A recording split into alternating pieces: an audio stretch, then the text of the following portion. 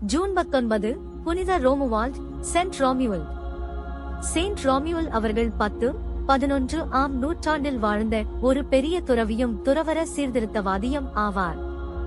ஜெபம், தவம் மற்றும் இறைவனோடு ஆழ்ந்த உறவை மையமாக கொண்ட வாழ்க்கையை உலகிற்கு எடுத்துக்காட்டினார்.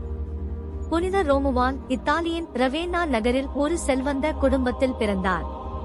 இளமையில் உலக வாழ்க்கையில் ஈடுபட்டிருந்தாலும் ஒரு துயரமான குடும்ப நிகழ்வு அவரது மனதை மாற்றியது. அவர் அனைத்தையும் விட்டு துறவற வாழ்க்கையை தேர்ந்தெடுத்தார். பல ஆண்டுகள் தனிமையிலும் ஜெபத்திலும் வாழ்ந்து இறைவனின் சித்தத்தை தேடினார். பின்னர் துறவற வாழ்க்கையை புதுப்பிக்க பல மடாலயங்களை நிறுவினார். அவர் உருவாக்கிய கேமல்டோலீஸ் துறவற மரபு தனிமை ஜெபத்தையும் சமூக வாழ்க்கையையும் இணைத்தது. அவரது வாழ்க்கை முழுவதும் இறைவனை தேடுவதிலும் பிறரை பரிசுத்த வாழ்க்கைக்கு வழிநடத்துவதிலும் கழிந்தது. அமைதியிலும் ஜெபத்திலும் இறைவனின் குரலை கேட்கலாம். உண்மையான மாற்றம் இதயத்தில் தொடங்குகிறது.